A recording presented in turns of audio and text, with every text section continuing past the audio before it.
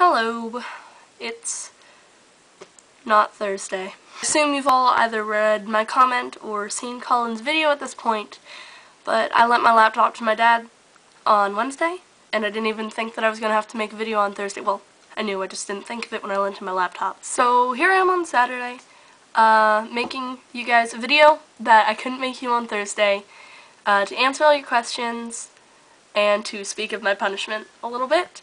So here we go. Questions. Question number 1. What do I want to be when I grow up?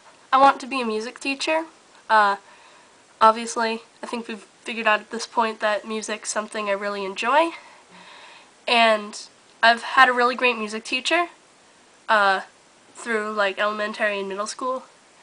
Mr. Clark, who was really like inspiring to me, kind of made me want to be a music teacher.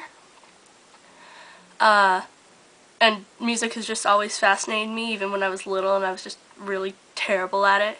You know, they gave us those little recorders, it was bad, but I've just always wanted to be something to do with music, and being really like an independent musician.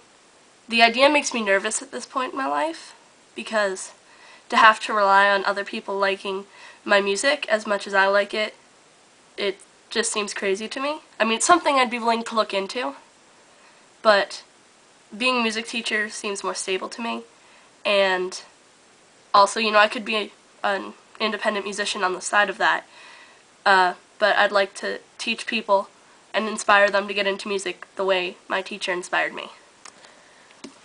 Question number 2, what is my favorite book? I do read a lot, or I like to think I read a lot. I mean, I have a lot of homework and a lot of other things to do, so in the end I don't read as much as I could, but I read more than a lot of people that I know.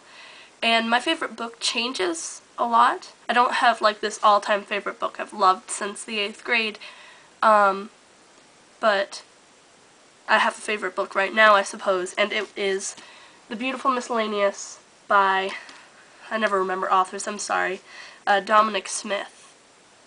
And before I go into what the book's about, I want to say my favorite quote, because that's a big part of why it's my favorite book. My favorite quote from the book is, "Sometimes I expected the uncertain principle to kick in and find strangers masquerading as my parents, or that our house had been raised by some great atomic upheaval. It was about this time that I started sleeping with the light on." The book's about a boy whose parents were both sort of geniuses in different fields. His mother was a really great reader and writer in sort of the language arts literature parts of the world, and his father was a quantum physician, and he was average, and his parents didn't want to accept that. I mean, his mother was okay with it, so she was nice. She realized that he wasn't going to be as great as they were academically, but his father was just persistent, and he wanted him to become a great scientist. He thought that as a son of a great scientist, he should become one too.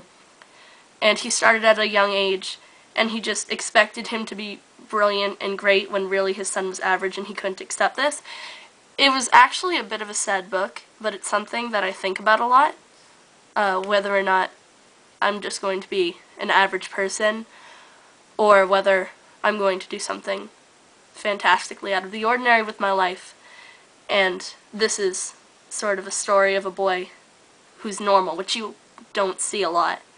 Usually it's the stories of the great ones that are told, and this is just a story about a boy whose parents had very high expectations of him.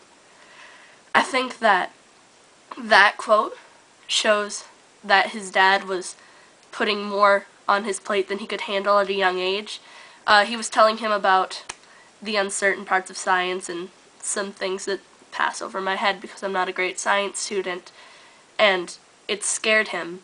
He didn't understand it the way his dad did, and it sounded like this scary concept where anything could change at any given moment, and that's what the quote's about. This video feels really serious. I feel like I'm just... oh, whatever, it doesn't matter. This can be my serious video, I'll try and lighten things up later. A theory that interests me is time travel. I am sci-fi, I love science fiction, I think people who can write science fiction are an elite form of genius because they have to come up with things that we don't have the technology for. They have to invent new technology that we can't yet invent and make it sound plausible. And I think that that is genius. And I love Doctor Who. Katie, I hope you're happy with me. I've been watching it for like a year, and yes, I live in America, and I think we get Doctor Who airing regularly next year. I hope, because I really like that show.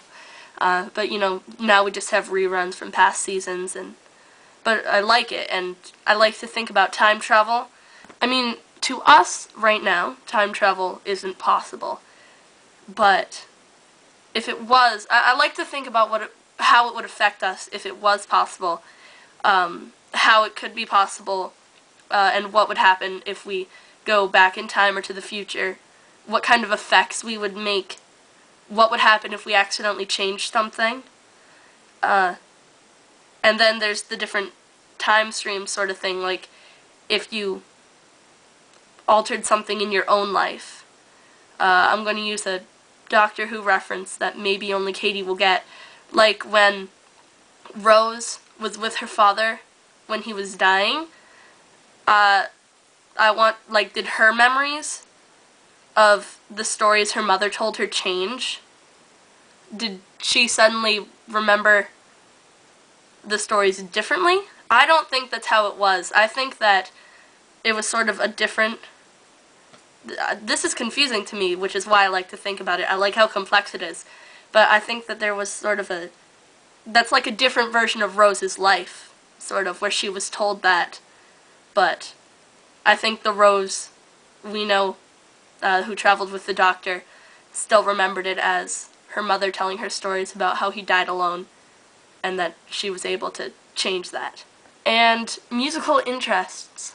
I think, by far, I like YouTube musicians the best. They sort of dominate my iPod. I do like Alex Day, and I want to say he's my favorite. Katie, I agree with you. I like All Caps. I liked them a lot more a while ago, but I mean, they're still good.